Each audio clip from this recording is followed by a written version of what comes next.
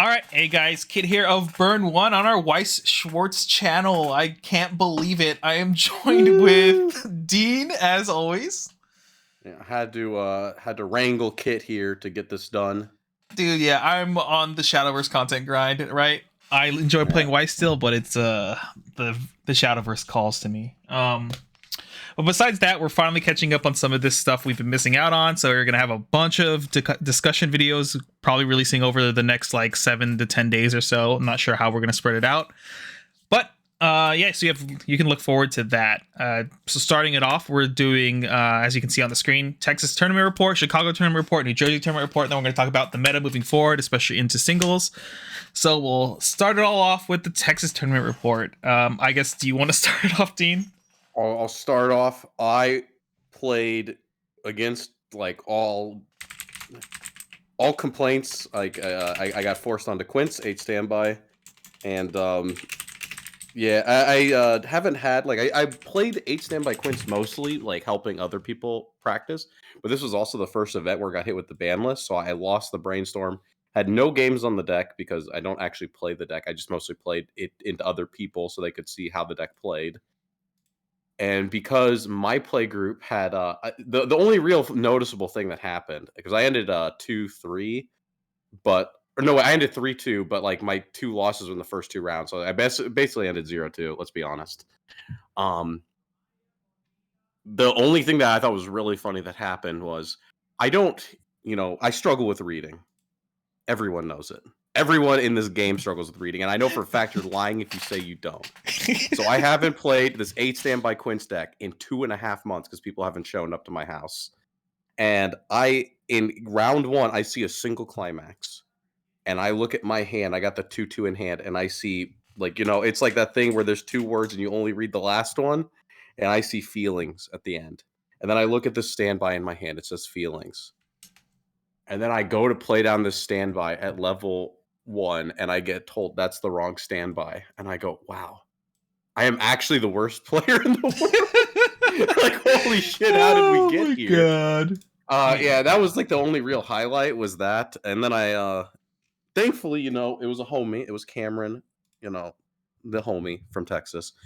And he let me take it back, which meant that I instead like had absolute garbage in my front row and a 2-2 in the back, which is fine.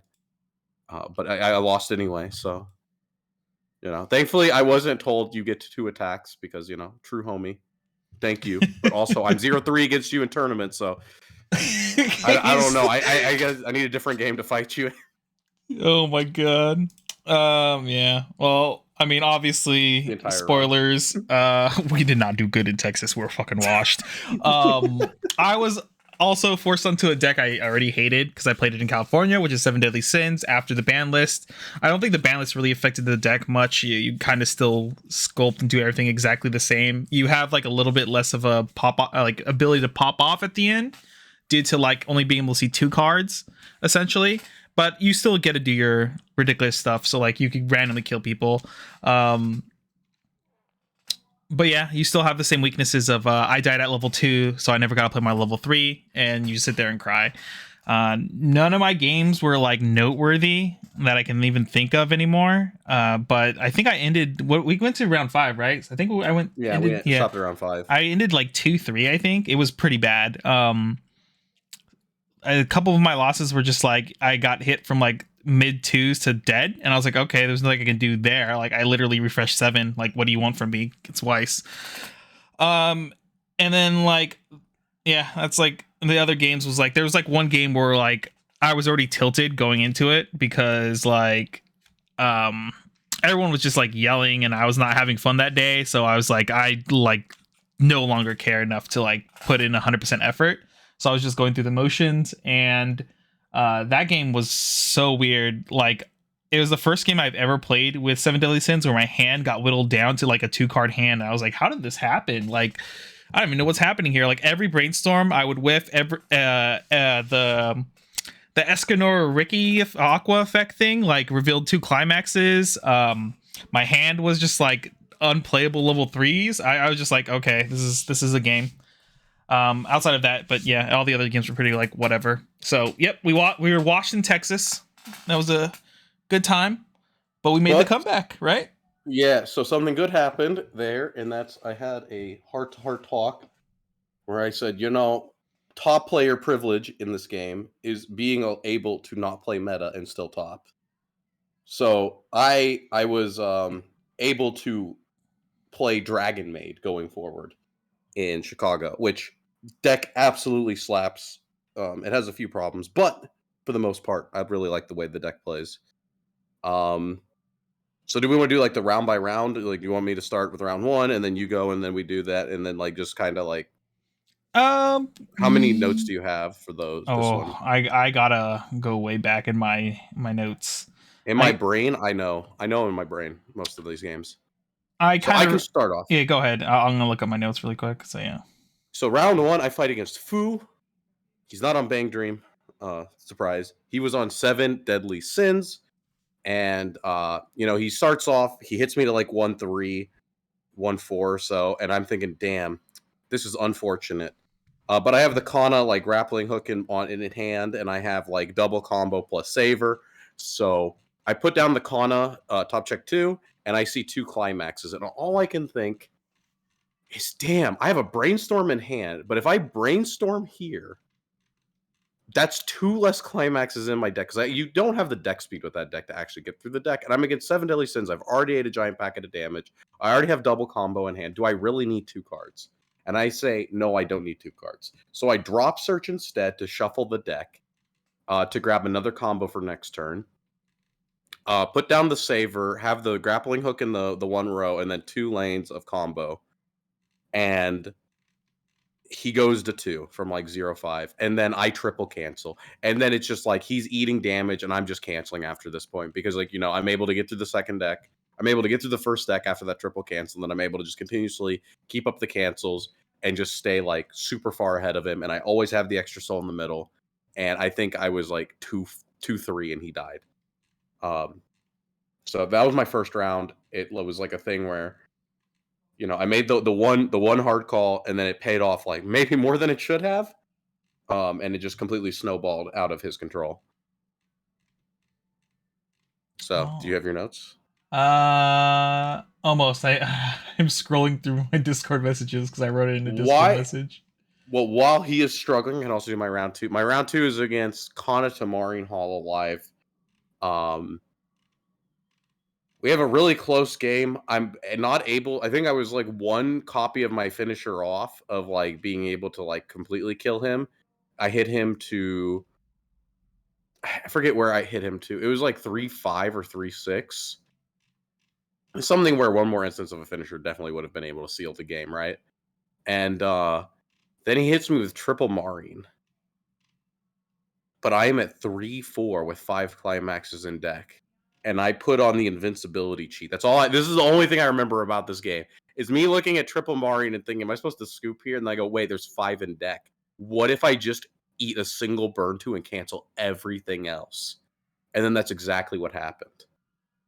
Which I'm really sorry to that opponent. I absolutely sacked the loving shit out of you. Uh, you know, it happens. It's happened to me. It happens to all of us. But I take those W's, so I'm going to count that as a win in my book because that's what we needed to move on from round 2 as well. All right, I found my notes. They weren't as detailed as I remember, so they were a little harder to find. All right, so I'll talk about my round one. Round one, I played against Slime. It was What were you on? wait, what? Oh yeah, what was So I I on? get people see the deck. Yeah.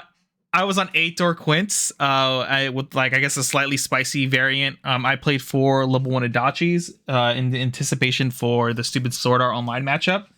Um, but yeah, that the Chicago event I did extremely well. So round one was versus Slime. It was a kind of weird game. We both kind of just sat there and whiffed our level 1 combos completely, like not drawing climaxes.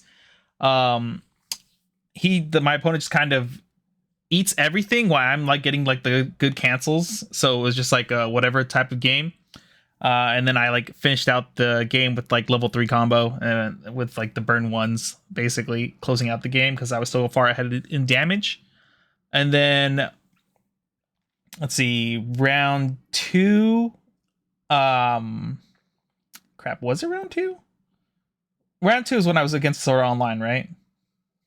The sort of Oh was that yeah, it is. It the is. It is. Okay. So yeah, I see right here. So my round 2, I actually got to play against Sora Online. I was actually hyped because I was expecting to come out ahead of this matchup, but it turns out when you start the game at 2-6 and your opponent starts the game at 0-4, there's no way for me to come back. Like I got him to level 3, but like there's nothing I could do. I was just so far behind. I had multiple turns of passing doing nothing, or multiple, and then like a couple turns of like I filled one character in attack while my opponent is at 0 canceling nonstop, and I'm like can't get combo pieces, can't get anything. Like almost never able to fill 3 characters on the board to attack with at multiple times. It was just a really crappy game for me. And at the point I could finally start like if there was a chance for me to come back, it was after he tripled Alice me. But the problem was because he canceled so often and did a refresh at 0, that when he refreshed, it put him at like he refreshed and then went into his attacks and everything. It put him at like a higher level 1 essentially after going through doing the Alice stuff. That when I swing back into his Alice's, there was no way I could answer it with my Adachis in hand, because any swing essentially would put him to level 2 or have a high chance of putting him to level 2, which means that the Adachis no longer work. So that was really bad for me. If the game was anywhere slightly normal of a game, because like even my opponent knew he was high rolling, because he was just like, what the hell? Like every time he did something like where he didn't expect to hit or something, he just like got it. Like he didn't set up triple Alice. He just like did it randomly and was like, what? And like got it, because he was just trying to mill down his deck to set up for Alice. It was like my opponent was like the god of like RNG that day. So obviously I lost that, but then obviously was it Dean and Carmen did win out their game, so we still snuck by with that, right? Yeah, we managed to win that round. And then round 3, I play against Love Live Sunshine. That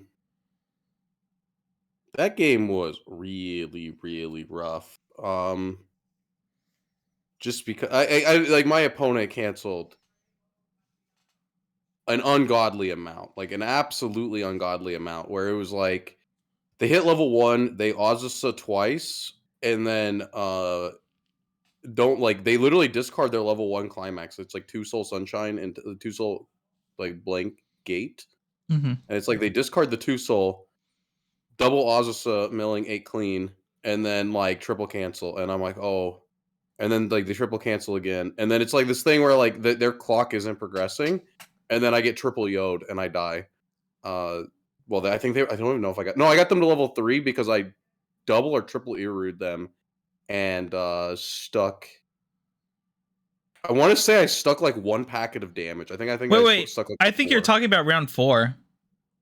Was that round 4? Yeah, because my round 4 was the one where I called Judge, right? And that's the one you're talking about. Oh yeah. Oh, that was round 3. What was round 3 then? I was playing against Ruby round 3. We were like in the upper tables in the like top right hand corner of the hall. I guess I'll talk about mine. Maybe it'll refresh you. So oh, do you got it?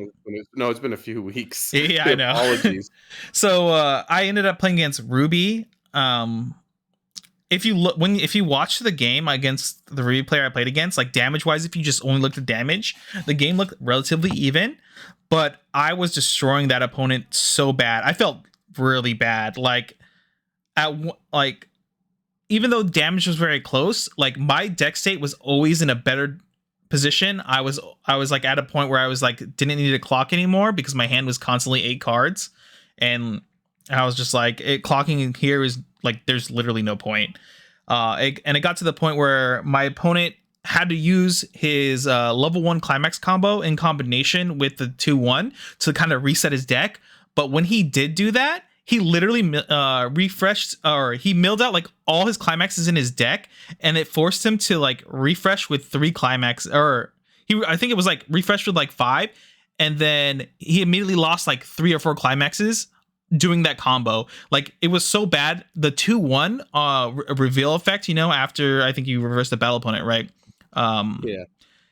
He milled the top 2 cards. They were both climaxes, and then his like top check 4 also milled the climax. It was very bad. So at the end, he had like a one climax card deck with 15 cards in it, and like he was like high level twos, and I was like, oh, this is so free. I just like clock myself, and then like I think I even Rickied myself into level 3 just so I could triple level 3 combo to end the game immediately, because at most, and in that deck he has like one cancel, so maybe he cancels like a burn for 4 or a swing for 4 or something, and if he's very unlucky, the burn for 1 cancels, right, and then he just eats all the like huge swings, which is even worse. My opponent was very unlucky towards the end, but yeah, I mean, that's Ruby. I feel like Ruby nowadays is kind of falling off even like harder and harder. You gotta play the Dust, dude. I let everyone down by not playing Dust in a tournament, but Do you remember your match for round 3? I remember my round 3 by simple process of elimination, because I remember every other match. So that means that my round 3 was our top 8 opponent, where I did my deck. Like It can't. Was it? No, because my it had to be. No, because I played that. Our round 5 was our top 8 opponent. Was it? Then that means it'd have to be. Was it the FGO guy? Was that the one where we're in the back right? We're in the back right on the second row in this round. Then I think so. Yeah, that sounds about right. Then never mind. Then it was against the FGO player. I did my 21-0 deck did not provide me any zeros. It provided me like a 500 power drop searcher. No, it didn't provide me a drop searcher because that would have fixed the hand. It was providing me like the 1K card that has lines of text I didn't know about. Okay, maybe I can't bitch because I'm really bad at this game. Little fun fact: the ditch sack salvage bomb, or the ditch sack salvage profile, the Kobayashi, that searches a card with resonate. I didn't realize that also searched my brainstorm. So maybe it's my own fault that this happened. But also maybe I should have saw more zeros naturally. So, but my own poor play aside, I guess I had more zeros in hand than I thought. But I didn't know because I don't read my cards. So I open like one 1,000 power zero a turn, and it gets killed every single turn. And my opponent has like 2 5s on the board, and I'm just getting absolutely hosed. And I get hit to like high 1 before I finally get to play down cards, and then they go from 0-5 to 2-0. Okay, cool. You know, it puts me back in the game. He still has like 6 stock to my 0. Like I have like 3 or 4 stock now, and he has like 6. So he feels like he's in a better spot, all things aside. And then, man, this poor guy. He's playing Standby Bar Fate Grand Order, and he levels blue and then levels green and then clocks green, and then tries to play. I think his hand, he said, was like 3 standbys, and he has like the Ditch CX salvage in hand at like multiples. That is also red, and a level 1. So he attacks twice, and it felt kind of dirty, but you know, it's a regional, so we take those. Yeah. Okay. I gotta apologize. I think, Dean, you might have been right. I think the round 3 was Sunshine. I think I mixed up my notes. Because I remembered. So okay, that was my round 5 because Kit. I mean, I've given my round 4. I've given my round. Don't worry. 5. Don't worry. We don't know where we're at. This is what happens. Listen, this is yeah. All right. Then this next one is either round 3 or round 4. I don't know why my notes are written this way. Round 4 being the judge call makes sense. Do you want me to do the round? Do you want me to do the 3 now, and then you do the 4 and 5, and then that way there's no. Yeah. Go ahead, do that. Okay. Yeah. When I. Sorry. I like it. It's scuffed. You know, it wouldn't be a burn on podcast, or like, yeah, if it wasn't scuffed. Absolutely. So, round unknown. You know, we don't know. Was this round 3? Was this round 4? Was this round 5? I thought the Sunshine was in round 3.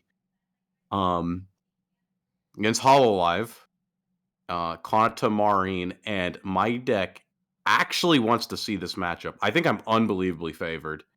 They're like 6Ks are garbage power lines. You're able to kill them. I have the center runner to answer the LaPlus. I have like the tap give power, so I can always be bigger, like almost regardless of what they open. Center runner, it's not easy for them to even answer if I do open it, and I get to go first. And, I just do like double combo and a double combo and a double combo, always having the gold bar because, top check 3 to find a gold bar. And if you don't see it in the 3, then you have the 4th for the trigger. So you're checking like 15 cards a turn for a gold bar. And just, playing good Weiss. And then I get to the top end. I have 6 soul on my middle lane, and I have like I can side without soul penalty in the other. Tap counter is not even a card, basically. And also the list plays 2 clock bombs and 2 memory shooters. So like when you do double Kanata or even triple Kanata, right, I'm always able to answer double, like without even stressing. And as long as I'm able to like conserve stock, it doesn't even hurt my end game. So yeah, I'm able to play around tap counter, able to clear the Kanatas. I'm able to just put up pressure every turn, and then hopefully that gets me there, and it did. So Nice. All right. So I think this is my round 3 opponent, and then I'll do my. You want me to do round 5 immediately after, right?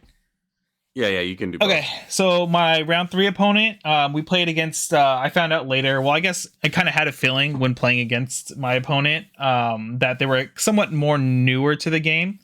So I ended up playing against. What was the deck they were playing? I didn't even write what deck.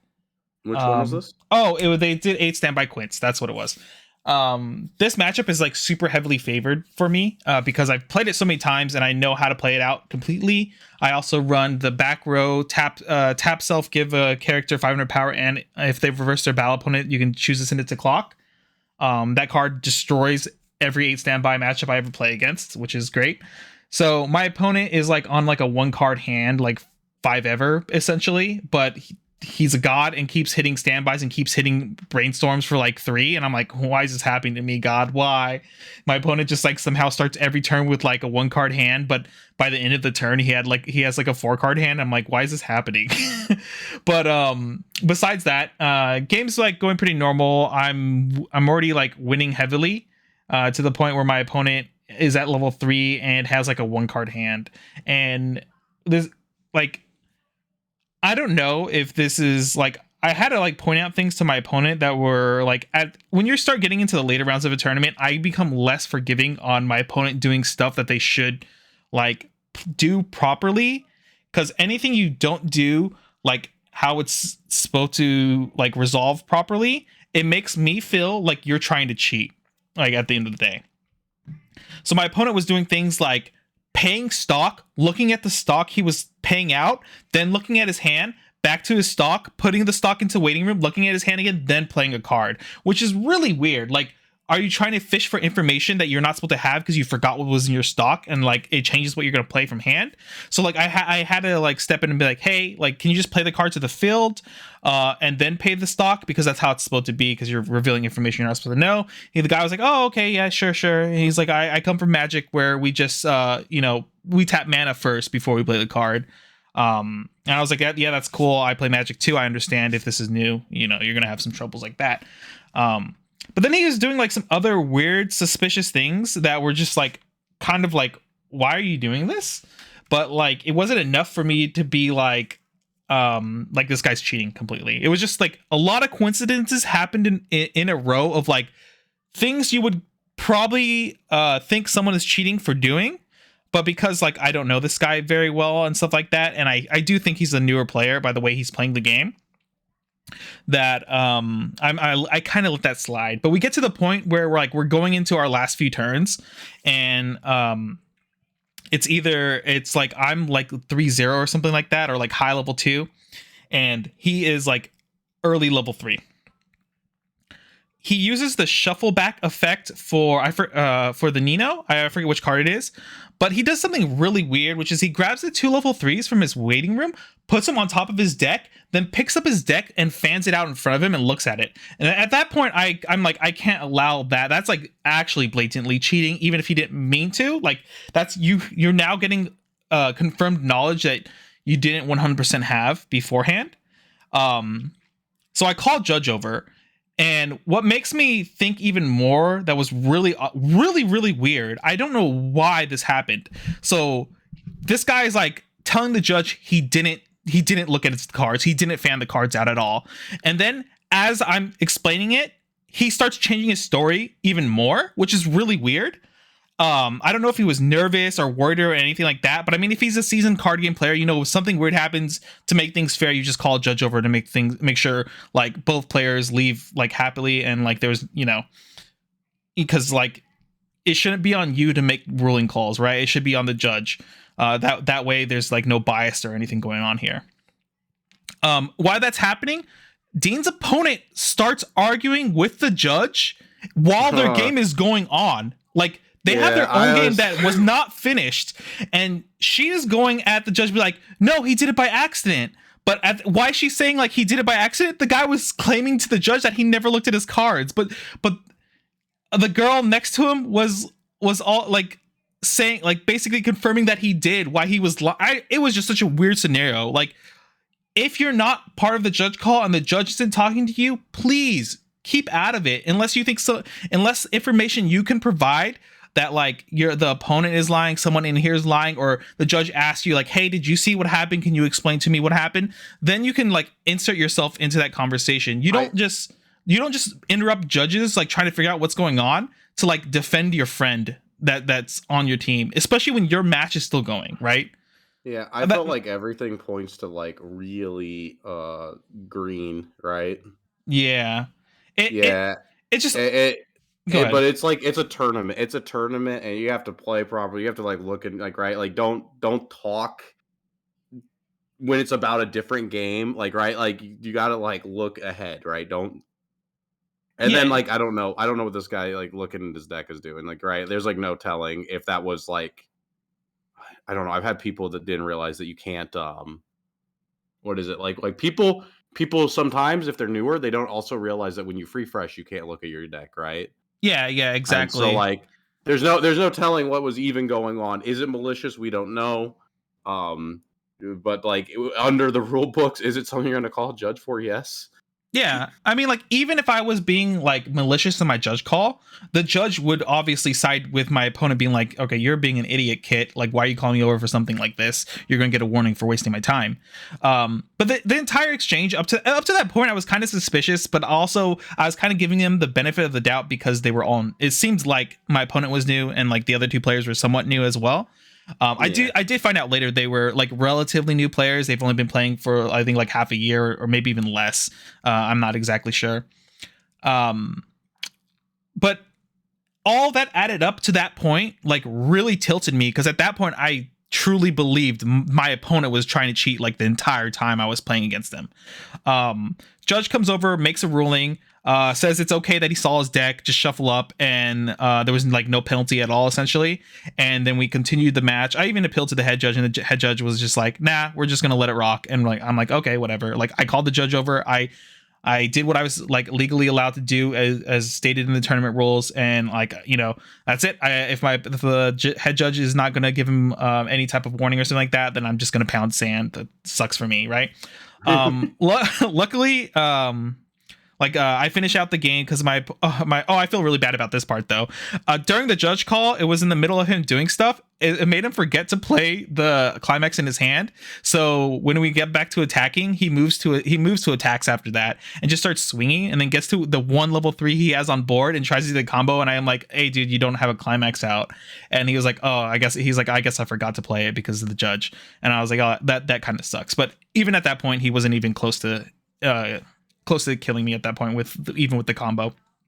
If the burn 3 stuck and like the swing for 2 stuck, I wouldn't have lost the game. So it kind of didn't matter, but it sucks that he couldn't make out the exact play he was, you know, visualizing due to the judge call. But yeah, after that, I just cracked back with the level 3 combo, and my opponent lost. And I'm pretty sure after that, like, because when we started the game, we were all kind of friendly. And then I'm pretty sure those guys were pretty angry at me afterwards for calling a judge over, which was really weird, but it is what it is.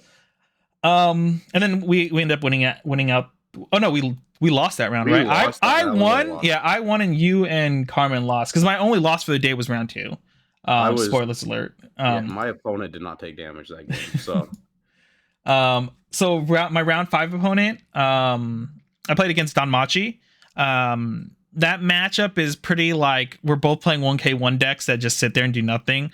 I personally feel like I get into a deck state that's a little bit more compressed and safe than Danmachi does, but Danmachi has really good deck control essentially with their events. So in some scenarios where my opponent like was in a bad deck state, he was able to like knife counter or main phase knife and stuff like that to always refresh his deck or put himself into a reasonable deck state that's not too bad. I don't remember anything really important happening out of the game. It was a very boring standard 1k1 mirror match where we slammed climaxes every turn, and eventually one of us died. I think that is it, right? So we can move on to round 6. Round 6. I am against an old local. I guess we don't really see each other anymore due to things, and also like me not caring about Japanese and him being more into the Japanese side of the game. I fight against Tony Laskin. Who is on Sword Art Online, and Oh, people, yeah. Never mind. Go ahead. Yeah, people. Tony, thankfully, his play was actually good. People who have played against, I don't know how I don't want to be super negative. Well, I mean, you were there since he started the game. Yeah, it's like when he so you started, get it. You got to see that natural progression, and now he's at the point where he's a very good player, right? Yeah, it was definitely much cleaner than I've seen him play. I guess I also haven't seen him play too recently, right? Yeah, and yeah, I mean, because we're at the 5-1 table now, and it's it's like he's there. So yeah, definitely. He gets off the Alice's, and I'm playing Dragon Maid, and I don't have Ricky, I don't have a lot of cards, I can't actually answer these things. So I'm just head down, double combo every turn, just slamming shitters and praying for damage. And in my mind, this is the way the matchup would work: is I am just going to be on the brink of defeat at all points, and then just hope they don't know what my cards do because I have a stock swap. so I manage every time, as soon if I was attacking for two, if he puts down the Alice, right, the Asuna that bounces back or whatever. I know this is the most non-real stuff you can ever hear, but I felt like he was gonna cancel. I would always attack in not that lane, and then I would clear the climax. I know that's not how you should look at the game, but if he double canceled, I don't care as long as it wasn't in that one lane, right? And so I was getting a little bit lucky there. We wasn't getting the Asuna back to hand, and I think he had 13 stock or something. He refreshes nice, and I go, ooh, it's time. I get hit to 3. I stock swap. I could put 6 soul on my middle lane, and I can put side without soul penalty on it. And I hit him with this refresh, and I go side for 6, and he goes refreshing 1. So that was the nastiest stock swap I've ever done. I hit 7 climaxes, 6 to 7 climaxes on this stock swap. Oh my god, that is nasty. I didn't realize you did that. Yeah, and then I have this 6 soul beater that also burns on attack, and he cancels the swing, and so I just get a 6, and then I'm it's all damage from here. It doesn't matter. He has anti damage. I've got 5 soul on the side lane plus a burn, and he's got level 2s. So I'm just it's over. Right, it's deleted. So yeah, that was nasty. But that is pretty disgusting. But yeah, that was also really hype.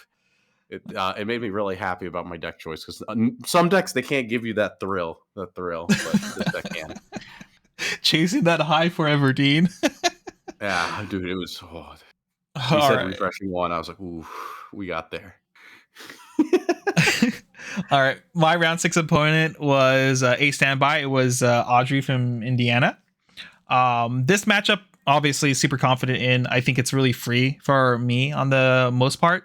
Game went pretty standard from what I remember. I just memoried off the 2/2s and stuff like that, and whenever she played early play level 3s in the front row from standbys and things like that, I just memoried those as well. So it makes 8 standby players in awkward scenarios where they're forced to clock more often and brainstorm to hit constantly to get more cards to their hand. Game was pretty even. Do gotta say though, total respect to Audrey, because I slammed climax. I don't know if my mind was still like super tilted from the last round, because the round before that was the one where I I was like still like mulling over the Didn't you whole get like judge called in the previous round? no. Um Yes. no, it was the previous round was the one where I called judge, wasn't it? No, the previous round was the one against the Don Machi player. I thought, oh, that's right. The Don Machi player. All right, I forgot. I thought that was in top 8. No. Yeah, I was a bit tilted from last round where the Don Machi player I was playing against was super friendly the entire thing. Where like normally when I'm in a tournament setting, I don't really talk to my opponent that much, but these guys were just like really talkative and were like laughing about everything. And when the Don Machi opponent like judge called me because he used Hissey's effect and he used the burn 2 every single time when he played 3 of them. But on the last one, before it passes back to my turn, I canceled, and then I just took the 2 damage right after. And he called judge on me for that because he said he was still thinking. I was like, okay, sure, like you got me there. Like I should have waited for you. That was a fair judge call. I do feel like it was a little bit like, okay, sure, because he was trying to keep me from level 3, but like it didn't matter because all I had to do was clock and I would be level 3 anyway. So I don't know what my opponent was like trying to get out of that really. And even if I was stuck at 3-5, like I had multiple Rickies in my hand to like just clock myself to get any card, and then get myself to level 3.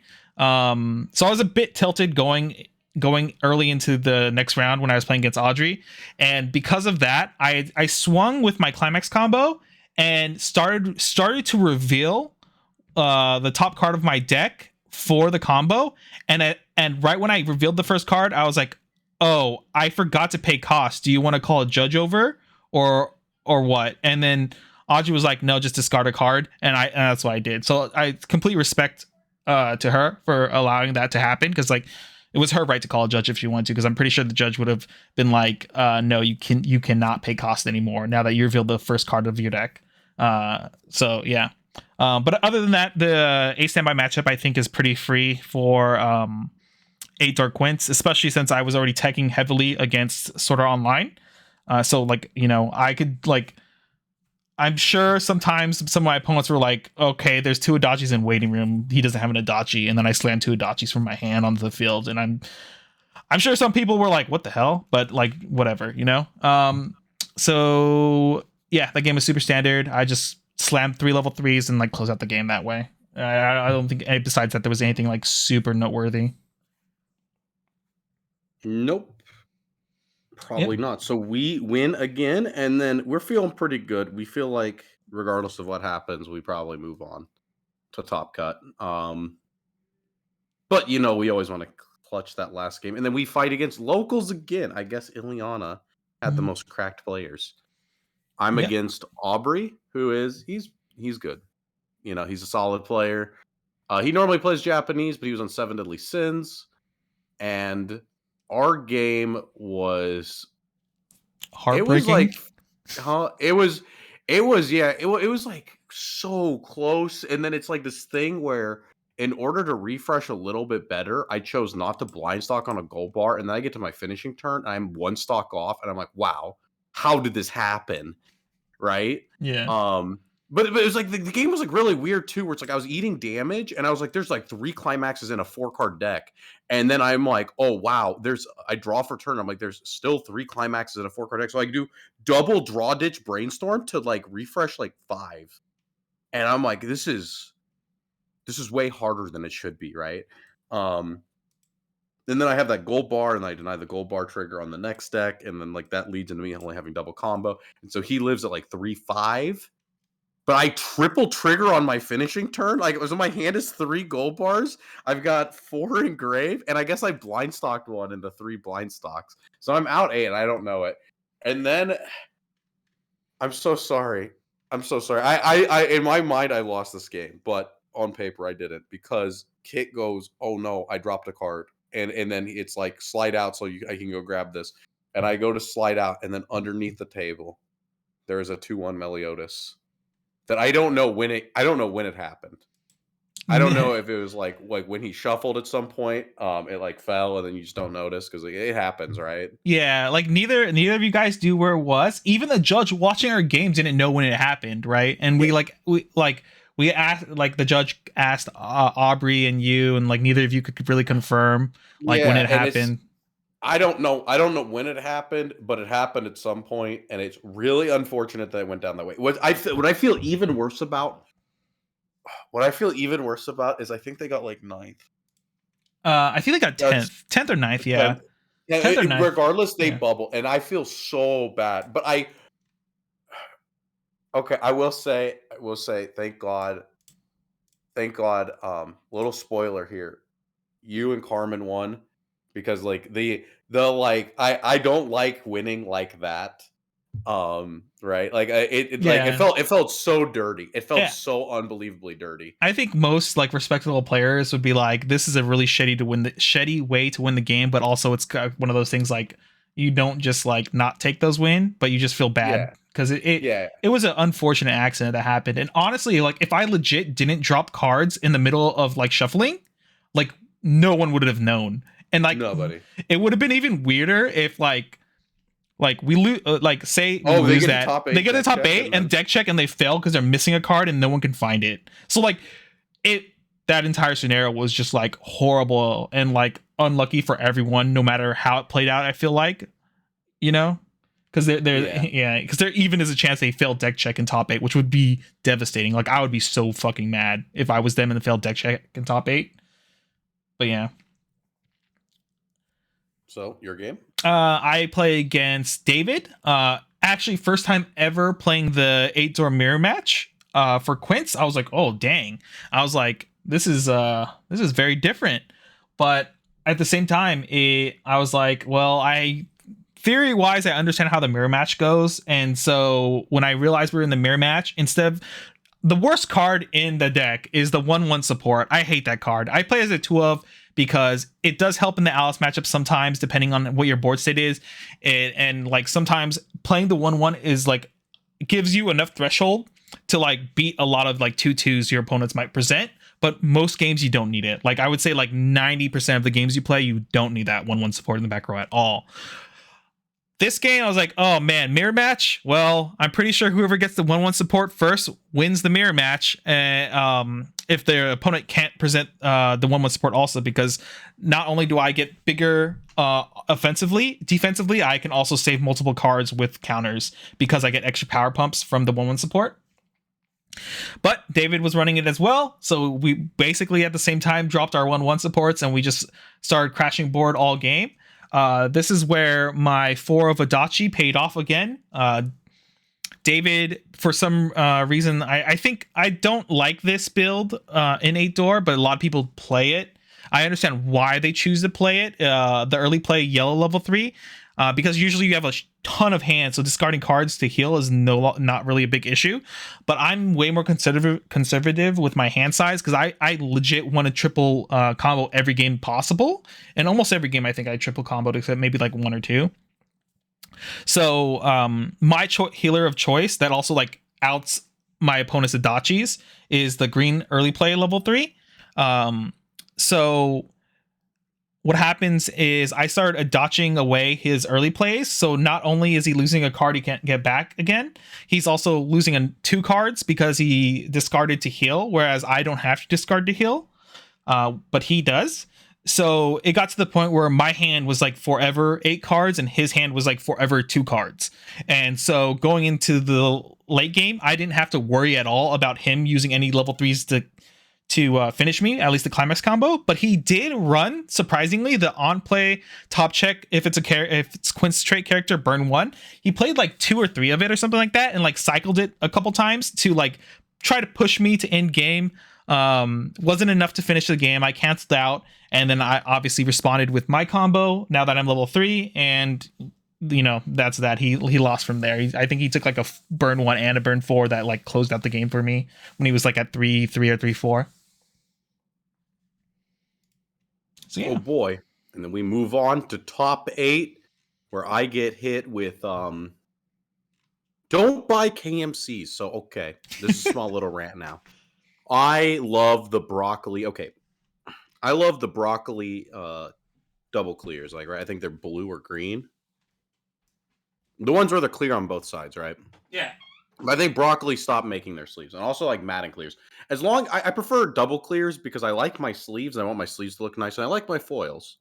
So on my sleeve, I want I can't have the matte on the front side because that dulls my foils, and I can't have the matte on the back side because that dulls my sleeves. But I think broccoli stopped making their like double clears. Z's hurt my hands. You know, I'm in a pinch. I haven't bought over sleeves in a bit. So I go on Amazon and I buy these KMC like overs, and my god, do they suck! Not only do they suck like quality wise, sorry, um, the cut is like so bad.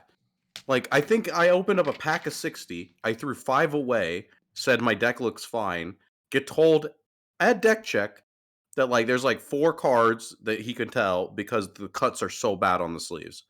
I'm pulling out new sleeves out of a brand new pack, and as I'm putting them on, they're still like bad. And then I pull out a new pack.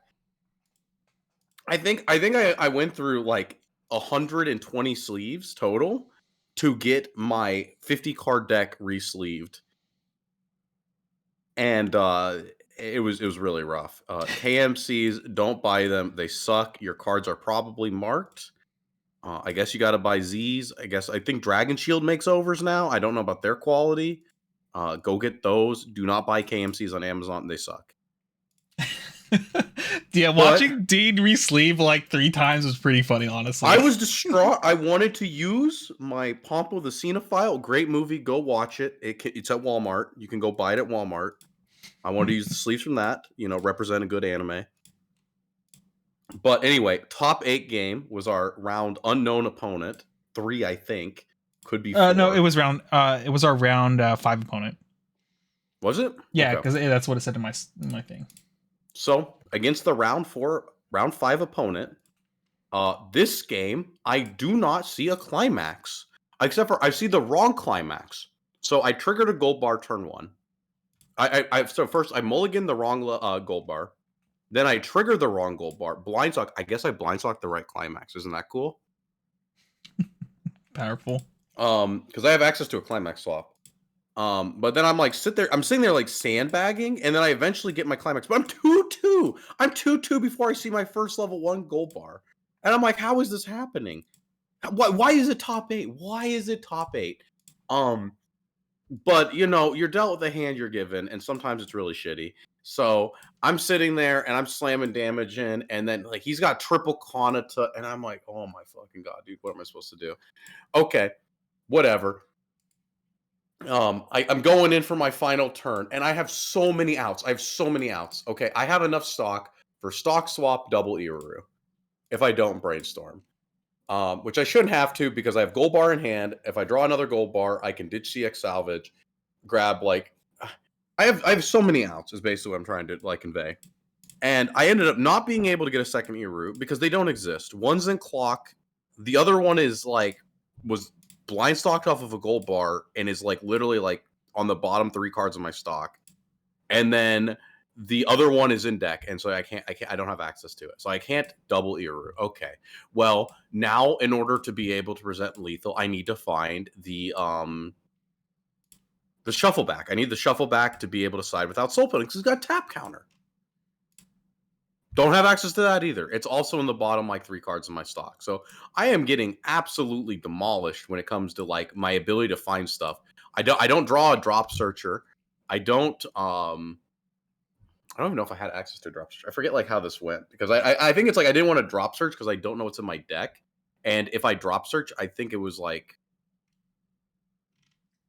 I think because I don't know what's in there and I'm like able to do the Iru and stuff, I would have rather brainstormed. I forget like what the full thing was. But my board configuration ends up being single finisher, stock swap, so he goes back 5 in, but he refreshed one, so he's got 4 in, and he's only got like 8 stock, so it's like 4 and like 25, right? It's pretty good odds for me to kill him because he's a 2/6. And I have 6 soul in the middle lane. I have the icy tail in the side lane, and then I have like the lane that's going to get tapped. Let's just be honest. It's not a real lane. It's a +1 soul to middle. And I go, okay, this is my only hope. Slam gold bar, side attack, burn one cancels, burn 3 cancels. I go, oh my fucking god, are you kidding me? There were 4 in that deck, and then I side for 4, cancels again. Okay, so my opponent basically gets to win at 3-2. And that was the end of my run. Rip. All So right. sad. Rematch for me, Don Machi player. This time I've learned my lesson to play slower when there's optional effects. So I'm like hyper aware of that. Game was very one-sided. It was one of those, since we're basically both slamming climaxes every turn. This game we were just kind of like dirtling, and I was like double canceling every turn. He wasn't. It got to the point that like we were still like, I think he was like level 3 when I was like high level 1s because I canceled so well that I don't even remember if I even played a level 3 against him. I do remember talking when he was like, dude, I'm so screwed. He's like, and I was like, what, you're thinking about using Fumio? And he was like, kind of like, yeah. I was like, well, it's your only out here of use Fumio and get lucky. So he did it. Didn't get lucky. And then after that, I just like kind of swung in for like something like, I think it was like some like 2-2-2 scenario just to like close out the game. And that was that. It was not a very exciting matchup. But yeah, and then unfortunately Carmen lost, so we got knocked out of top 8, which was sad. I ended my record for the day 7-1. I think Dean, you were what, 5-2 or something? 6-2. Oh, 6-2, 6-2. Oh no, oh yeah, because 8 games. Yeah, sorry, 7-1, 6-2. I think. Unfortunate. Should have been 5-3, but unfortunate. But we take those. Yep. I And will pad my numbers with it. We get the lovely pleasure of, you know, getting top 8 and then winning nothing. I had to throw away a lot of oversleeves. So. Oh yeah, you actually lost oversleeves in top 8. And then after that, we got our delicious food at Gibson's, and that was that, right? It was a very fun tournament. I'm glad we were able to kind of redeem ourselves from Texas. But I think we were all like on super tilt even before the event started. Well, so it's like frustrating because that's my second time dying at top 8 this tournament season, and right, like, people who don't know, I'm like planning on taking a step back, especially from the competitive circuit. I don't want to like do the traveling anymore, and I don't want to do the singles because like I hate this game in singles. So, you know, it's kind of like a last hurrah doing all these trips, and it's like it's just so frustrating to get that top 8 and then like get absolutely like RNG diffed with like your finisher and your level 1 and just like everything. So it was like it's really rough. It's really rough. But like top 8, you know, not only 8 teams get there. There's a lot of teams though. 70. Yeah, there was enough to do 7 rounds, so it was I think this was like the second or third highest turnout tournament, right? Because I think California is the biggest, which was unfortunate for me because I only went to 2 events 3, because I guess we did go to Texas, but I like to delete that out of my memory. I bubbled in California as well. Our team got 9th place at the end, I believe. And then here we like lost on top 8, which was rough, which it sucks, but you know, that's Weiss, you know, sometimes who says it? Sometimes you Weiss, sometimes you shorts. I was something one of my locals said, and I'm like, I like that. I like that saying. So yeah, unfortunately this tournament circuit around we shortsed instead. Yeah, it was very unfortunate, but there was one more tournament for me. I don't remember all the rounds, unfortunately, because I don't know like what happened in my head. I just forgot a lot in the middle. I think I got like so soul crushed randomly. So after that, you know, I'm just thinking, man, lightning doesn't strike twice. I got lucky, you know. Sometimes I turned on Ultra Instinct against the Kanata Marine player. You know, my opponent dropped cards. One of my opponents didn't. I'm like, Dragon Maid, I like it a lot, but man, those like the number of rounds that you have to play with it, it's a little rough. I understand its placement on the tier list a little bit, but I also think it's, people are a little too harsh on it. So I decide to queue in Kazumi Bang Dream 8 Gate. Since got new support, and Bang deck I've played a ton in tournaments. Used to play Orisa, play Hello Happy World, play like pretty much every build under the sun, right? Yeah. And I do not smoke screen this deck. I'm gonna do a deck profile on it, but I don't like really look at this deck too hard. It's playing because I'm just like, hey, what's the new list look like? I look at Carmen's list, I look at Nico's list, and the only thing I changed, I think Carmen was playing the Rico Chutu or something, or I don't know what her name is, Pereiro. I don't know.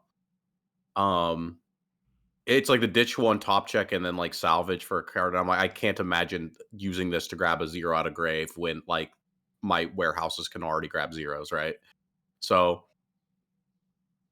I cut that for the drop search because the drop search has top check 2 rearrange, which is one of my favorite profiles in the game. So I'm like, okay, we'll go for that. And then I don't really think it's like I look at this early play. There's like this early play stock heal. It's if you have 6 climaxes in grave, you can stock heal. It also has pay 3 ditch 2. And I'm like, that's not real. I never have 3 stock in 2 hand. 6.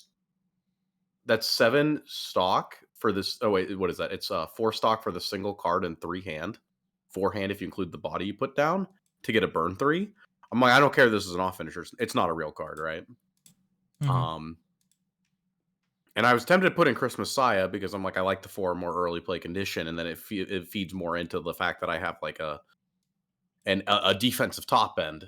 Well, maybe I should have done that because it would have helped a little bit. But the other thing that I didn't look at was the fact that I needed a pay 1, ditch 1, top check 3 because Christmas Kazumi needs to slam the climax every turn. Well, it doesn't need to, but it definitely needs to see the climax at some point. Which will come up later. But round 1, we're against Jason's team. Isn't that fun? Jason, Ryan Wibberly, and I'm against Steve.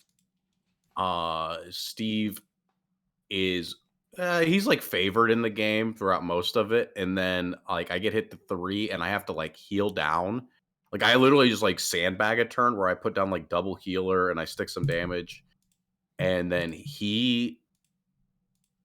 I forget what does he not go for Kana? Oh, he gets hit to 2-5. Yeah, he gets hit to 2-5, clocks to 2-6, and then he's gonna like Kanata me.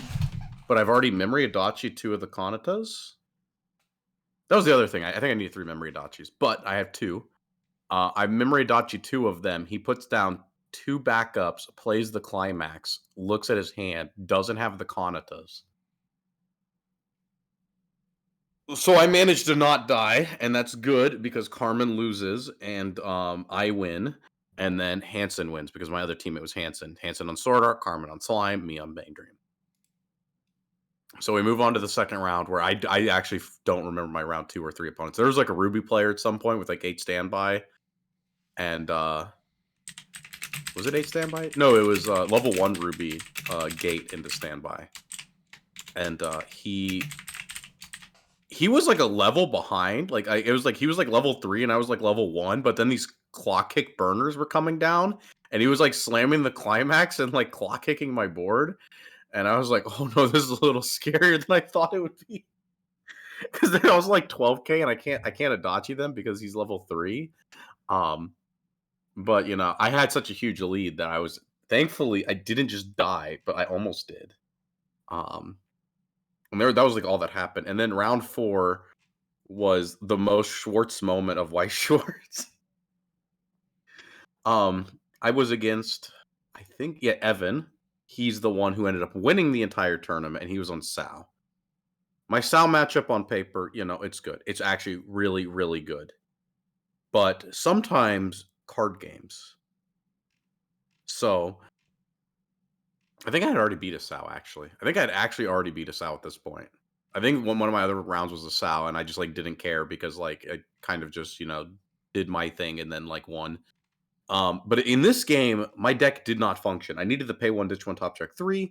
Instead, I didn't draw my first. Okay, This one's going to be a long one, Kit. Hope you're ready. Oh god. Okay, so it starts off at level 0.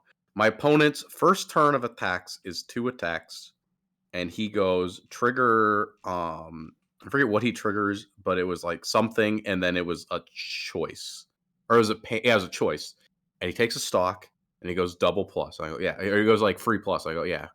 And then he climax swaps, and he cancels a bunch, and he's at 0-4, and has 5 climaxes engraved and the choice in his hands. He's out 6, and I don't have the right climax in my hand, but I am like, it is Alice, and if I do not slam this wrong climax right now, he will refresh at like 1-0. Because I'm going to go 1-1-1, right? Mm-hmm. So I say I have to slam this climax now, and I go 3-3-2. He cancels both threes, goes to 0-6. With his last 2 climaxes in deck. He has like a 28 card deck, by the way. It's like a thick ass deck. And yeah, that's it's not a good beginning.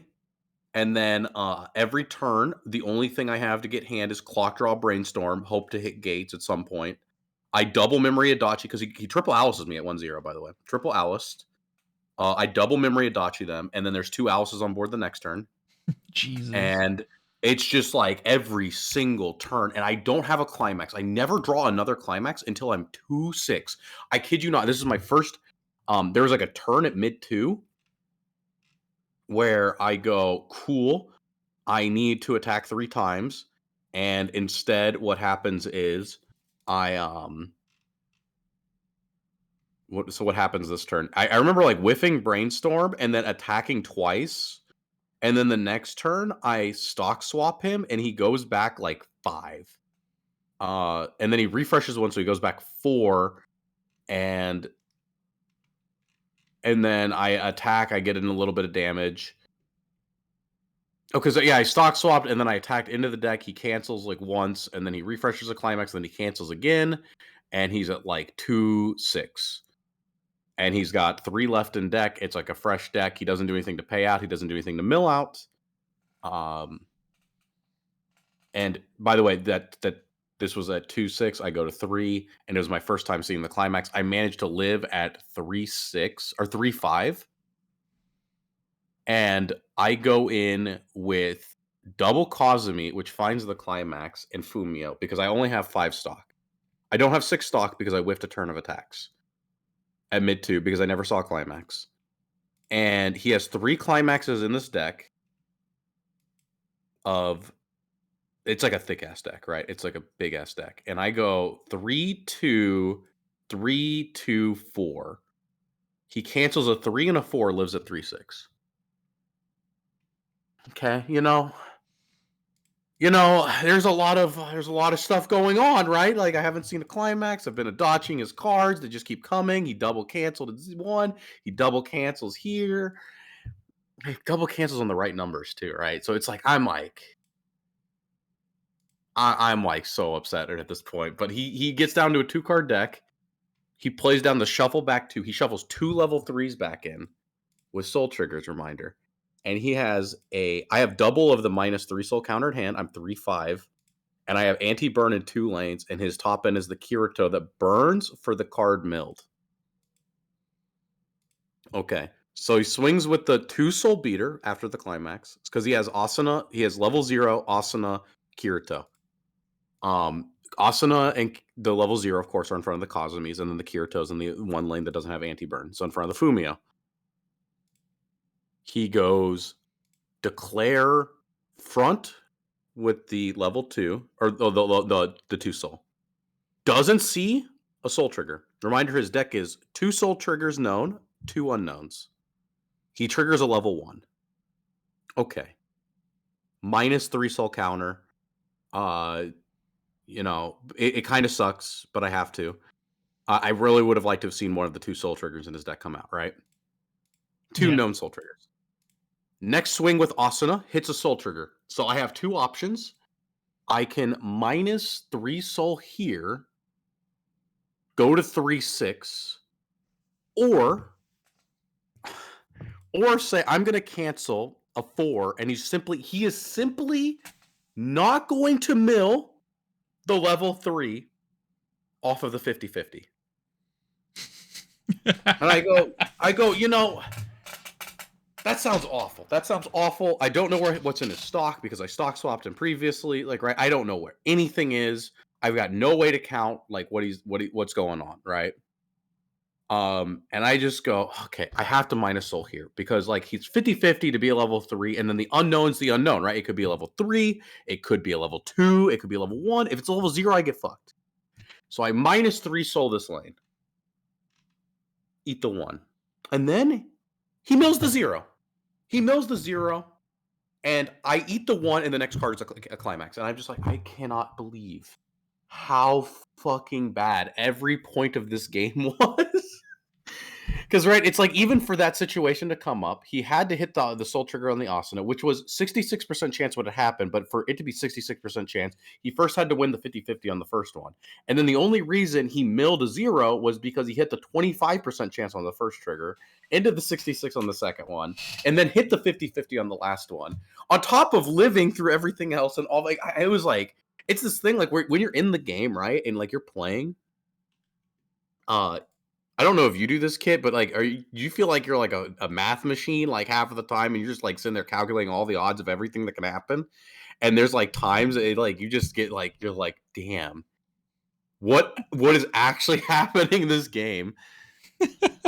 Sometimes I'm like that, but I gotta tell you too, there's a lot of times where it gets to the point where I'm like, what would upset me more? My opponent killing me this way that I could have like done something that's like statistically not good to prevent this, or you know, or like dying like the other way, actually doing it the proper way. And sometimes I will choose to do the less statistical thing because if I lost the other, because if I lost that way, it would upset me infinitely more than losing like the playing properly. But since my minus soul counter is only in the lane with the Asuna, it's like I'm literally forced to do it. I feel like that I'm forced to go to 3-6 because there's a 50-50 shot that he goes 4-3, right? And it's like, or 4, like we don't even know what the last one is. It could be 4-4, right? The only case that is good is when he hits the level 0. And I sat there and thinking about that, and then it happened. I was like, oh my fucking god. But you're not meant to win some games. So lose. Who lost that? I don't know. Somebody lost that round. So suddenly we're in the X1 bracket. So I'm 3-1. And then round 5, I fight against Quince, 8 standby. I memory he's like his like board at level 1 was double red 1-1 and the Nino, and that's it. And like I memory Adachi the 2-2, and then like the 1-1s become 5-5s. So I run them over, he double hand encores, and then the 2-2s back out, he hits a standby. And then suddenly I felt like nothing I did mattered. But I win that game. I don't really know anything that happened of note other than that. Because yeah, I mean, it's 8 standby Quince. I feel like the deck is not as consistent as it should be anymore. And I'm playing a deck that just actually doesn't care, right? Except for I think I remember this game because I think it was like I was looking for the level 3 climax, and I ended up at one point being like, damn, I can't find it, and playing over my level 3 with a random card to then brainstorm my level 3 back to play it again, because I played my level 3 down 4 times in a row to finally draw the climax. Jesus. I do remember that. Which, by the way, pay 1, ditch 1, top check 3 would have fixed that, but we didn't have that card in our list. So yeah, we win that one 4-1, and then we fight against Is it 3-6 cancel, right? Yeah, that's them. Jack and Coco? Yeah. Yeah. I'm against one of their players. I don't know everyone in this community. I'm sorry. But he's on Dow. And let me tell you, if there's something that tells you that there's like something wrong with this game, is probably this game. Where his build is like the level 0 that draw ditches on play. I think this deck is really funny though. This deck is really funny, but also is like highlighting Weiss. Level 0 that draw ditches on play, and when you slam a climax, you can bounce it back to hand to summon a level 0 from your grave. And like the level 0 he summons is like a 3/5 that has twin drive if you have this other card in memory. And he's just triple twin driving every turn and sticking 3s and 4s. And I'm like, this is the strongest deck I have ever had to fight because my Kazumis are only 4/5s and his combo is 4/5. So So they I'm don't like, even okay, wow. live. Oh. Yeah, yeah. It's like a thing where we're both dying, but he's like triple crashing, but it doesn't matter because yeah, he refreshes, and I'm already behind when he refreshes. I got some like lucky cancels on first deck, but I'm behind, and I'm like, damn, he refreshed 7, and I have like another turn of Christmas Cosme in hand, but I go, damn, I know for a fact that if I slam this climax, one, he's gonna crash his board again. And then if I slam a climax the following turn, like to continue gas, right? It's like I'm swinging for 3s, and I'm like, it's better if I literally sandbag with shitty zeros and go 2-2-2, hopefully stick 4, and then he clears my board while swinging for 4s, and then the next turn I present the Christmas Cosmes and go 2-2-2, because that sets up my damage better. And so I put down my shitty zeros, I don't combo, and I go 2-2-2. He triple cancels.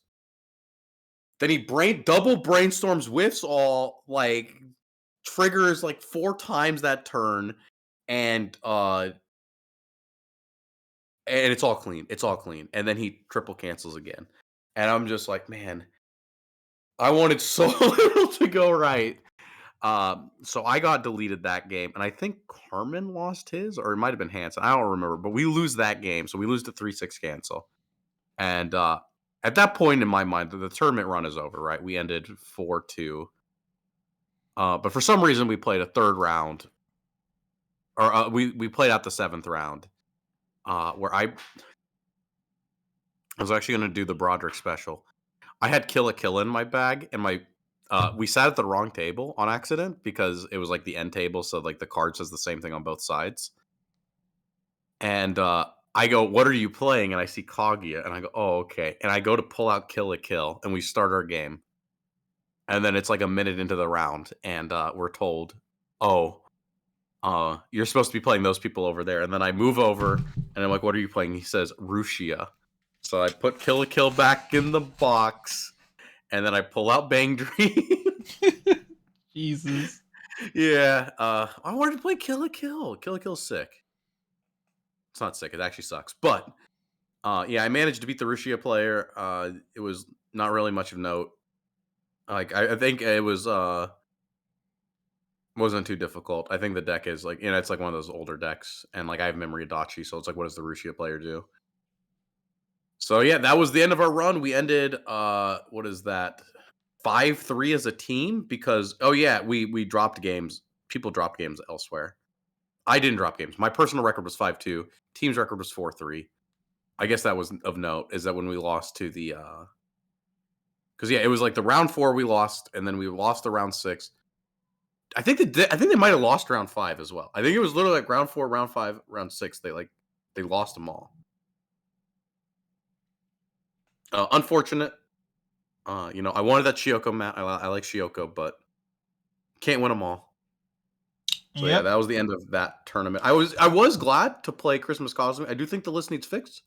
I do like that Bang Dream is surprisingly playable. I think that people have been sleeping on that set. Yeah, I mean the deck was way better than I expected it to be because I remember playing against Nico and stuff a bunch on the simulator. I don't know if it's going to I don't know if it's gonna like last going into single season. Is it? Because there's no more support, right, for Bang Dream after this. Oh, there's another booster in Oh, there's another booster, Japanese this year. dude. I don't. All right, well maybe we'll get that, and then Bang Dream will get a little bit more support.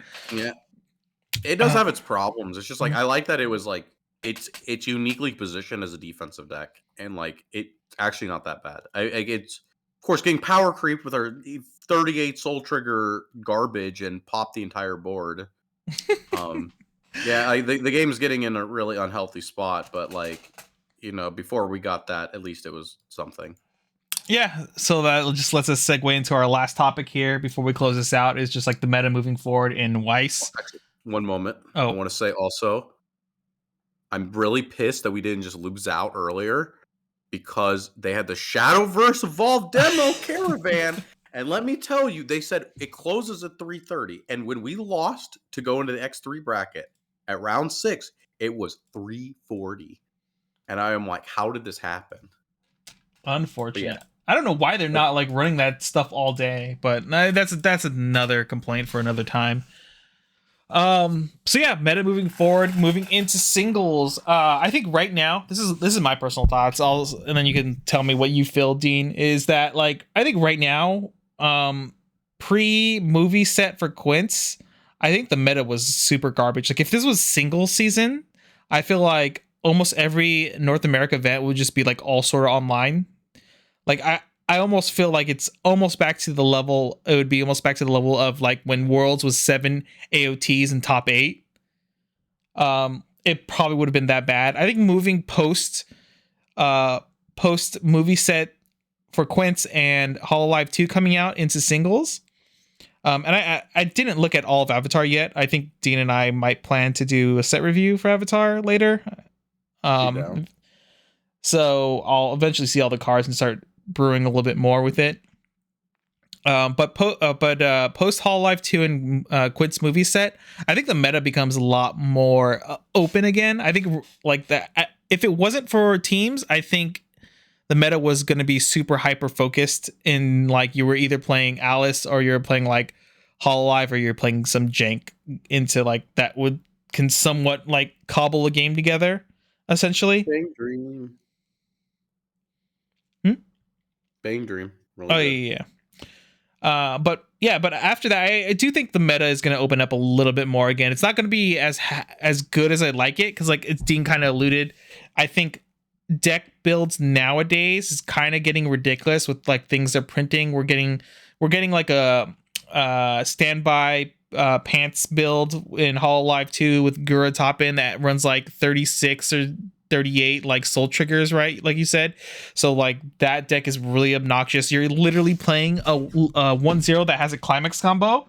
But you don't play the climax, you just play the card at level 1 because it has a soul trigger on it. You play like a 4 of another card that has soul trigger. You have level zeros that have soul triggers now in like decks like these that it just makes the damage output obnoxious. So like yeah, I don't know. Like even though like the meta is going to be a little bit more open, I do think the game is getting like really obnoxious to the point where I do feel like skill become at the game and like understanding matchups and stuff becomes less and less of like a less. I don't know if the right word is like expression or whatever, but like skill, I feels like skill is becoming less becomes what am I trying to say? It becomes like less important in the game. Like you can just lose to a lot more random stuff because of how damage is now being pushed, how these finishers are being so hyper aggressive and also being really efficient at the same time in these deck builds, right?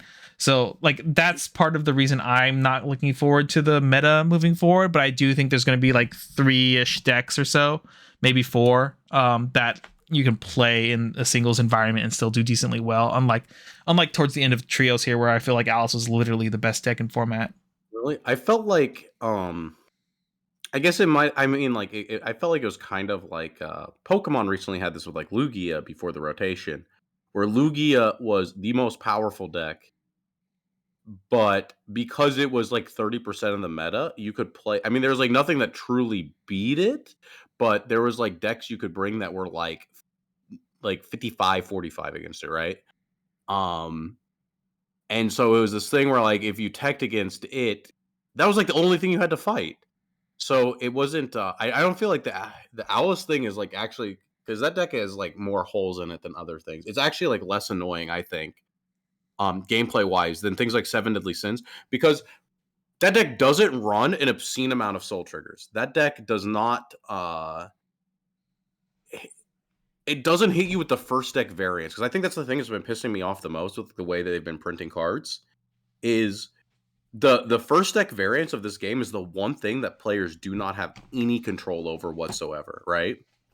Yeah, And so it's this thing where like when Seven Deadly Sins goes, oh, slam stock soul on open lanes, and they top check a double soul trigger and swing for 5, and you just eat it. And right, they're like top checking, they're going 4-4-5, and you eat 2 of those, you eat 9 damage in a turn, right? Like 9 damage, you're 0-5, boom, you're like level 2, right? And it's like suddenly you're like super far behind, and they're like a deck that just like capitalizes on that. And it's the variance of the game increasing with the number of soul triggers being printed in sets, and like things like the top check twos, like on like actual good profiles, or the twin drives. Like think about that, the Dow player, there's like crashing board every turn. He was remaining in damage parity because he hits two, like a soul trigger or two. Because I mean, at the end of the day, like soul is like how we push damage in the game, right? And when you're able to clear board while also pushing a lot of damage, I feel like that is literally worse than what Alice does. Alice is a consistent deck, but it's not like there's like definitely things you can do, and it doesn't feel as like unwinnable at any point other than the fact they're generating a ton of resources and putting up the walls, right? It's like really obnoxious in that regard, but it's not like Seven Deadly Sins where you feel like you've lost the game on the second turn because of just like, oh, I shuffled poorly. I can agree with that just really quick. Like my issue with Alice is that I don't necessarily dislike the 2-1s. My issue is that like you're playing an incredibly defensive deck, but the decks before that were playing defensive counters to like out your opponent's like responses, we're doing that all at level 2. So yeah, like Kanata Marin and stuff like that, right? Running around, and even yeah, disgusting. But and even like for a time we had like standby what's that, Mishoku, there we go. They all their defensive counters were more happening at level 2, level 3, right? But with Sword Art Online, which kind of annoys me, is that they get to do all that but at level 1 essentially, right? So like they can like triple Alice is like fairly consistent overall. Most games you're like, some games you could do 2 Alices but you usually get 3. So now you're put in this position where you see them salvage these counters that you can no longer answer the board unless you have like specific conditions. You can't early play anymore now because they've salvaged their anti-change counter early on. So you know you can't do, you're forced into situations where you're like, I have to side this level 2, lose quote unquote some tempo and damage, because if you front, they're just going to blank your attack with the anti-change and you get nothing out of it essentially, right? I'm not saying it's not an oppressive deck. My statement is that it's not a deck that makes me feel like I have instantly lost the game because of the mechanics of the game. Yeah, I can agree with that.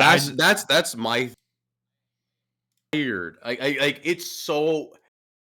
it's so like grating when like you're against the decks that like play off of the variance of the game, and you're just like it's very frustrating. Though Alice, probably do want it to get hit, but first I want Hololive's tap counter banned. Hololive is like a different beast. I don't know how they're gonna handle it at all, because that there's just too many cards, too many different things happening with that series the 6 right now. Attacks? Yeah, we're dealing with 1. Okay, this is my thought. Okay, so when I played against that and like I played that 6 attack deck when it was like quote unquote like underground and like people were kind of keeping it secret, and then I played against it and with it, and my takeaway from it initially was like, this is garbage. Like if I sat across this at every event, I'd be happy because to me it's a free win. And I made this appeal to like Carmen and stuff who were asking me like my thoughts on it. I said it's very consistent at getting the 6 attacks off, but this is like any other random deck that's like playing 2 soul. It's like you choose a time to coin flip. You either win that coin flip and you win the game, or you win the coin flip. You get far enough ahead that hopefully it doesn't matter what happens anymore, how your cancels roll out and everything, but you've pushed enough damage that you can just win the game like that. Or your opponent like cancels like a relatively like normal amount, and like your aquas that plus you cards and stuff like whiff, and so now you're like in a horrible position where your hand is like dismantled. You can't really do anything. You're forced to crash board every turn, and your opponent's just like sitting on level 3s that heal, and they just like loop healing at level 2 until you lose the game. Because that's how like almost all my games went, playing against it and playing with it. There's just like a lot of random like small things that can go wrong. Like if your opponent plays something that sends the battle opponent to like clock or stock or something, it becomes infinitely harder to like pop off with the 6 attacks. So my biggest thing was I was telling them was like, hey, you need, if you can fit this package into a normal deck, and so you can pivot to this package whenever you feel like there's opportunity, and don't play two soul, because two soul is it's a shitty ass trigger. You're gambling a lot early on when you could just play a normal package and then just like slam like a gold bar or something to like swing 2 2 2 6 times in one turn, which on first deck I think is like, the consistency of that is way better than swinging in like threes and fours and fives early on. Like, yes, you gotta get that hype moment of like, I just stuck like 9 damage in one turn against you. And sometimes that does work out for the deck, because that's like when you do the coin flip scenario that happens there. But I don't think that's good enough to keep the game going, because like I saw like on Twitter, people were like playing 8 2 souls in the deck, and I was like, that's super garbage, and you're probably winning because you're playing against people who have no idea how to handle the situation. But I do now see like people are pivoting and like playing gold. They're playing like Sora, Marion, and stuff like that. And I think I haven't played against that deck or played with it yet. But I think if that goes unchecked, it becomes really obnoxious, like way too obnoxious to like allow. And I'm pretty sure now that Japan is aware of the deck, and it's being like on blast on social media now, I'm pretty sure that deck's gonna get like hit in some way, so Also, it can't happen. can I say, like, I do want to say at least the Hololive deck. I think that is like I cannot believe that this set, because I don't read Japanese cards, right? But like I felt like it was a failure of the community that nobody realized that this was a thing until the Avatar card came up and we read this card in English, and then somebody was like, "Oh yeah, you can do that in Hololive," and it's like, how is it? How is it that like a card wasn't read? That to me is like like all like just so crazy, right? Like that, like the card literally wasn't read. Yeah, absolutely. It kind of sucks because like the time this all this stuff came out is still like a time frame where I don't care about Weiss, you don't care about Weiss that much right now. Like we're not putting like I would have 100% never effort read into it. Hololive cards. Yeah, I I would mean, have never read Hololive yeah, but cards. before, whenever a new set come out, I would like read every single card like at least once, just so I'm aware that what cards like people have options to put into their deck. And this is something like you probably would have found this out very very quickly by going through the set, especially since like set 1 Hololive I played a ton of Sora level 0 like spawner. So I would have seen that interaction very quickly, because like I remember when someone showed me this card initially, I was after it's been spoiled to other people that there's a 6 attack way to do 6 attacks in one turn. I saw that I forget the card, but the card that spawns out of the deck, I saw that and I was like, "Oh, you just overplay your Sora during your attack phase and you can get 6 attacks." Like is there a way to, and then I was like, is there a way to like force that? Is there like a 0-2 type of effect in the deck? Otherwise you can just play like 8 standby and still do the same thing, right? And then it was shown that there was the Marin level 0 that sacks a character essentially to move it to the back row. So now there is a consistent way to always do it when you want it to happen, instead of like relying on triggers for standbys and things like that. Yeah, So like yeah, it's just so crazy to me that it took like 3+ weeks for like this to, like, after the set fully was out too, right? It's like I don't know if this card was spoiled, but 3 weeks after the set comes out, and like nobody, and then suddenly it's like, oh man, you can just like triple mob on level 0 or level 1. yeah, anywhere from 0 6 and onward, you have access to 6 attacks essentially. But yeah, I'm actually also surprised. It's really weird. I think part of the reason is that I think most of the player base doesn't actually go through cards. They just copy paste whatever wing deck list they see online, or like Japan does. I think a lot of players do that and then build off of what Japan does. So like they'll see a skeleton build and they're like, oh, I kind of like doing these 2 combos. Let me put the deck together. But then like they'll maybe change out like 5 cards in the deck to like suit their playstyle or what utility they want. So I don't think there's that many players in general, even in Japan, in America, wherever, that sits down, reads every card, and does very hard like thinks hard about deck lists and how to abuse things. Right? At least that's what I feel like mostly. Yeah. But So yeah. Go you ahead. had your rant on the meta. Mhm. I think that the meta going forward is like this meta wasn't like is like not good. Like don't get me wrong. Like Alice and stuff. I think it's a. I think Alice bullying stuff like Konata a little bit more out of the meta is good. I think that deck is both bad and very unfun to play against. I think Alice is literally more fun to play against than Konata. Mhm. There's more weaknesses in its game plan, and it's less. It's also annoying when it's happening, right? It's also more of a real deck. I feel like Konata is like such a not real deck until Konata's on the board, and then I feel like it's just like very frustrating to sit across from. Um, though it having a defensive counter is maybe a little too much. Maybe we're not supposed to have anti damage in Sao. That's like the only real complaint, just because like every other anti damage in a top tier deck has been banned effectively. So like maybe we're supposed to put the brainstorm and the anti damage on the shoes too. Uh, but that aside, a big thing for me is that they are printing ungodly unfun to play against effects on top of like already increasing the pace of the game. Ainz is not an okay card, and it's going to come out soon. Quint's finishers, from my understanding, it's like Quint's already has like a huge kill window, and if I'm not mistaken, it gets much larger. Is that true, Kit? Sorry, say that last part again. Like currently Quint's like kill window is pretty large with like the burn 1, burn 4.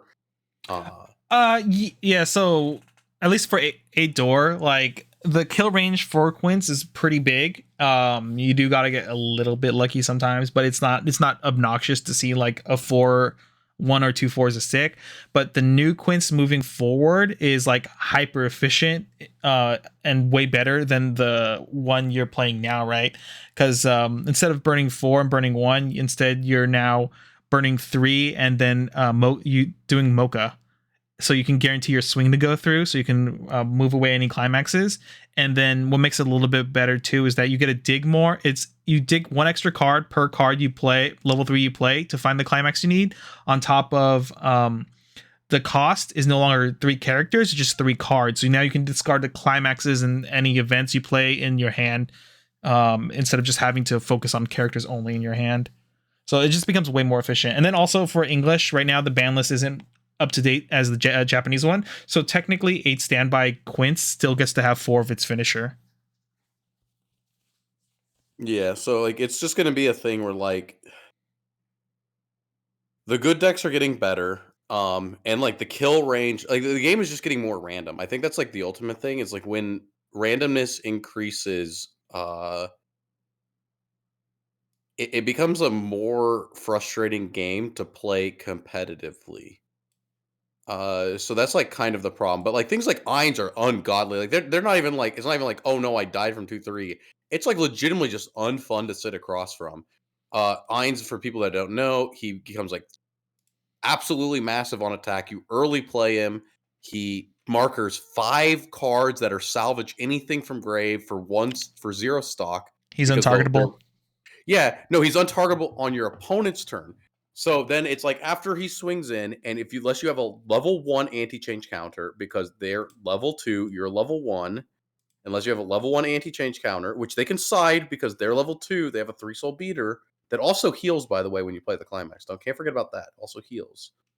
Um, and they get 5 markers under this card, and then they say this card is hexproof, it can't be reversed, and you can't reverse the card across from it. And it's just like a thing where you look at it and you're like, what? And then, oh yeah, if I play the gold bar, which means it's always in their hand again. Plus they have draws. If I play the gold bar again next turn, I heal again, and I pop your entire board. It's like the most frustrating like profile. It could be bad, right? It's like the type of profile that it could be bad, and it would still be unfun to play against. It's so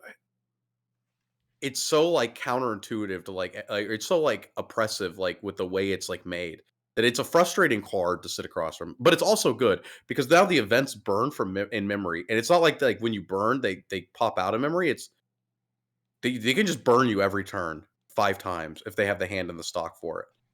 uh and then it's like the problem is that the way that they make solutions to this is they're like, oh well, Hololive has a Godzilla that blows up the board for both players. What if after they blow up the board, they can just start like Call of the Haunting, like attackers out of grave. And so like instead of like printing like or like actually addressing the issue, we get like these really weird answers to like really weird things, and it just leaves you feeling like you don't have a lot of options going forward, right? Hmm. So I just don't like the direction like the cards they print have been going, because it's just like what like Ainz is complete bullshit. Hololive gets to do something that like no other set can do because it hurts Ainz, and then if you're not playing one of those two, you're probably dying. Well, you're dying from mid two regardless, because your stuff is getting power creeped by the increased randomness, the more efficient finishers, and power creep inherently isn't bad, but like when it's something like Ainz, and then like when they band-aid in the weird way that they do. I just think that's like not a fun meta to be like sitting through. Yeah, I agree. Um, I think the one thing to touch upon, and I've been making this complaint a lot recently. I'm sure in some other videos you've heard it.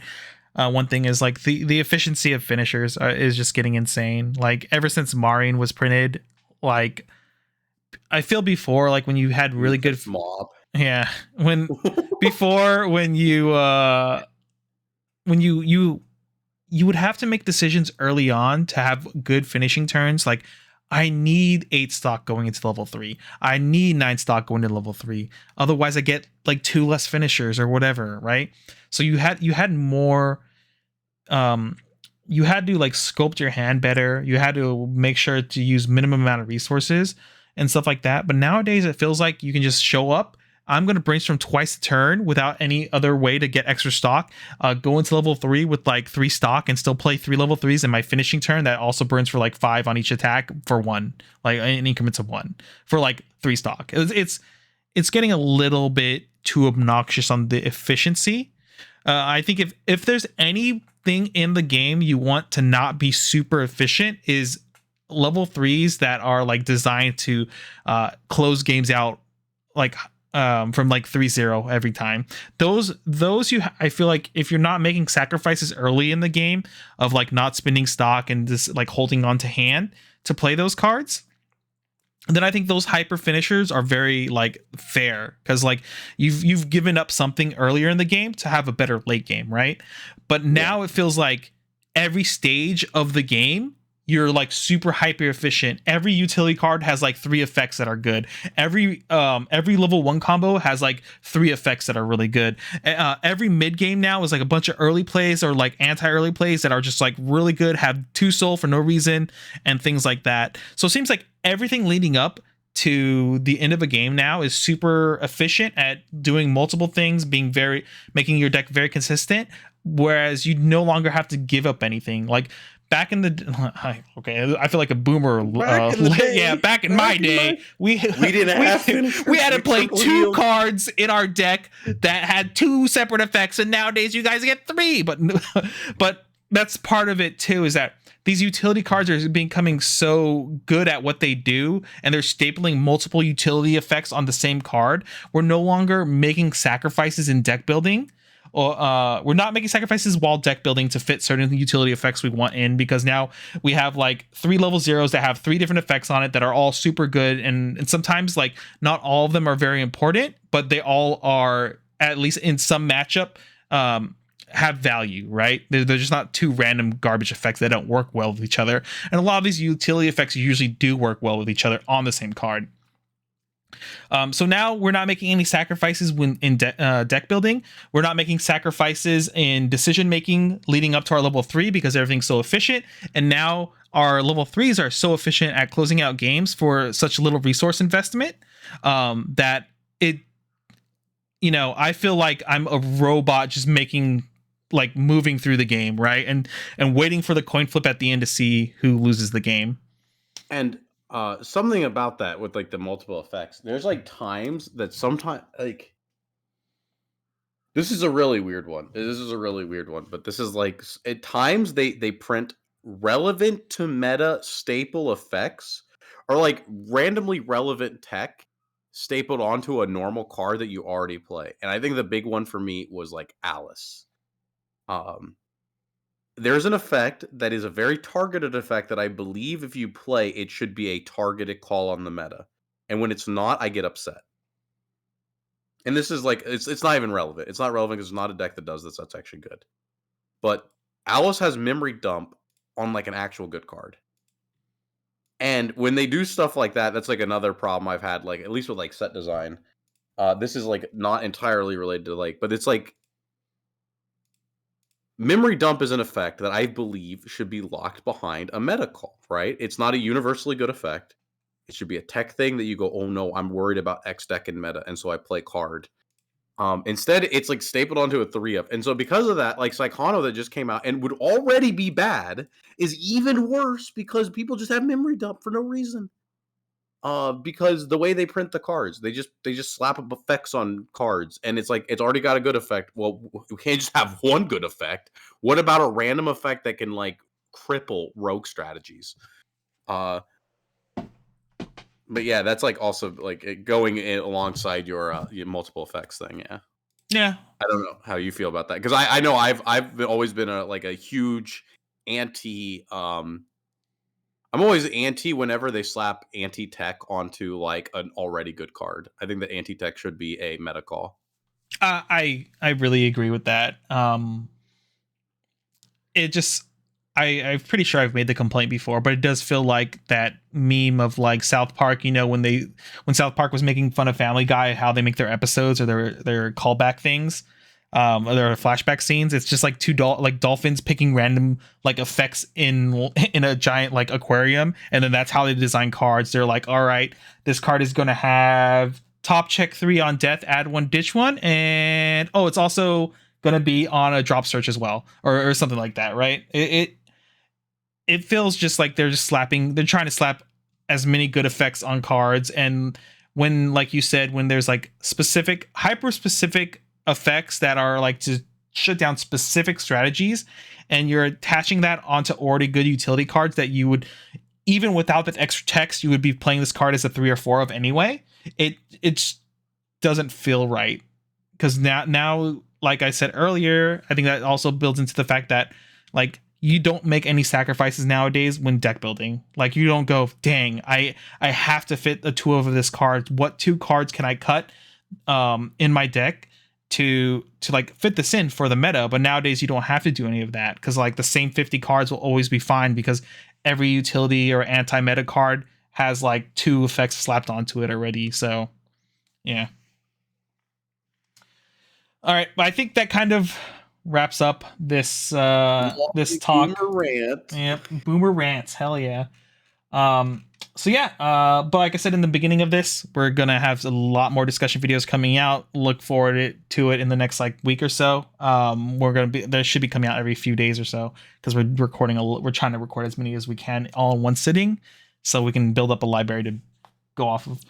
Obviously, if you enjoyed the content, like, comment, subscribe. If you're interested in Shadowverse Evolve, look up our Shadowverse Evolve channel. It's in the About section or whatever below this more info section. We have a link to that.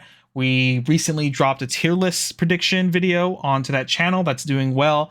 So if you're interested in the if you're interested in the game and you want to like learn a little bit about how the game is going to be when set 1 comes out, just go take a look at that video and throw us a subscribe over there, and leave us a comment and all that crap. So yeah, any last words, Dean? No, that's it. All right, we'll see you guys in the next rant video basically later.